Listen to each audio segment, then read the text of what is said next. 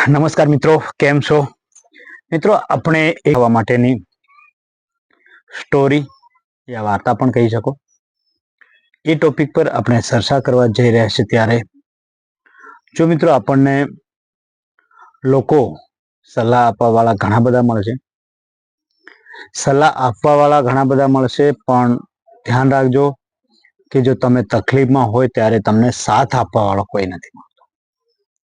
આ રિયલ છે દોસ્તો.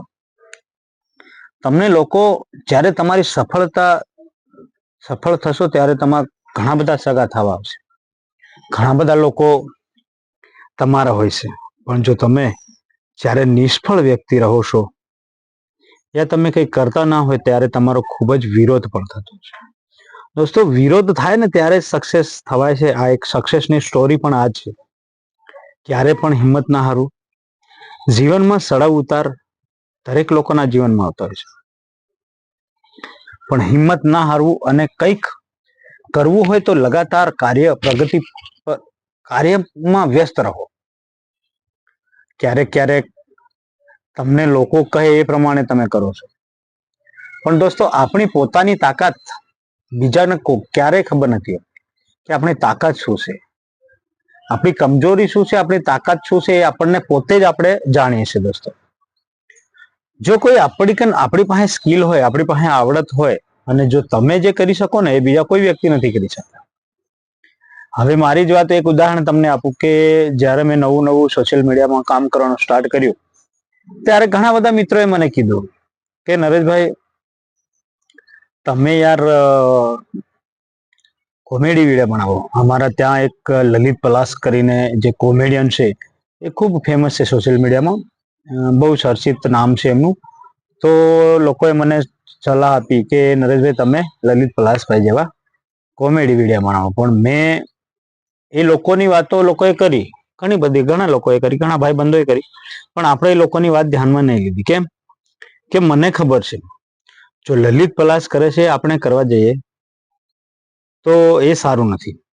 કેમ કે આપણને જે યોગ્ય લાગે છે, આપણે જે કરી શકીએ છીએ લાઈફ ટાઈમ સુધી, એવું જ કાર્ય આપણે કરવું છે, એવો વિચાર કર્યો. દોસ્તો, તો મેં મારા રીતે, લોકો બોલતા રહ્યા એમના પ્રમાણે, એમનો અધિકાર છે, બોલે, વાંધો નથી, પણ મેં મારી રીતે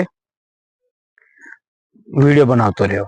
મોટિવેશન વિડીયો હોય, શોર્ટ વિડીયો, લાઈવ, દરેક રીતે મેં મારી સ્કિલ પ્રમાણે જ કામ કર્યું. દોસ્તો, એટલે તમને આપણે વાતો ઘણા કરશે, પણ મા બાપ સિવાય તમારું કોઈ જ સારું નથી વિચારતું. દોસ્તો, બધા લોકોને તમારી પ્રગતિ, તમે તરક્કી કરો એમાં મજા નથી. તમે ક્યાં કમજોર થાવ, તમે નીચે આવો ને એમાં લોકોને મજા છે. લોકો આપણી બરબાદીમાં ખુશ થશે દોસ્તો, પણ જો તમે તરક્કી કરશો ને તો એ તમારી મજાક કરવા વાળા એ જ લોકો તાળીઓ પાડશે. દોસ્તો, જે આપણી મજાક, આપણો વિરોધ કરે છે ને એ જ એક દિવસ આપણી તાળીઓ જ પાડશે, આપણા માટે તાળીઓ પાડશે. તો દોસ્તો, આ સમય ચેન્જ કરવાનો, સમય કોઈનો સગો નથી. દોસ્તો, આપણે મહેનત કરશું ને તો સફળતા ચોક્કસ મળવાની છે.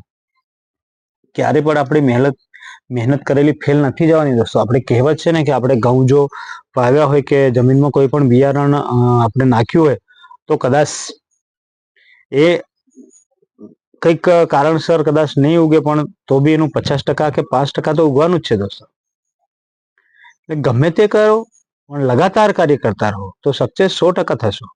તમે ક્યારેક એવું કરો છો કે કાર્ય તો સ્ટાર્ટ કરો છો, પણ થોડા ટાઈમમાં છોડી દો છો, બીજું કોઈ કાર્ય પકડો છો. લગાતાર તમે અલગ અલગ કામ કરવા જશો તો સક્સેસ થવાની શક્યતા ઘણી ઓછી છે. તમે જે પણ કાર્ય કરવા જઈ રહ્યા છો કે જે પણ કામ કરવા જઈ રહ્યો છે ત્યાં લગાતાર એ જ કામ કરો, ત્યારે તમને સફળતા મળશે. સફળતા એ વસ્તુ કોઈ જેવી તેવી નથી. દોસ્તો, દરેક લોકો દરેક કાર્યમાં સફળ નથી હોતા, તમને પણ ખબર છે. સંઘર્ષ પણ કરવો જ પડે છે. દોસ્તો, પણ જો સંઘર્ષ કરીને તમે સફળતા મેળવશો ને તો ખૂબ જ મજા આવશે. લોકોને સાઈડમાં મૂકો, લોકોનું કામ છે કહેવાનું, એ તો કરતા જ રહેવાના છે, કહેતા જ રહેવાના છે ગમે તે બાબત.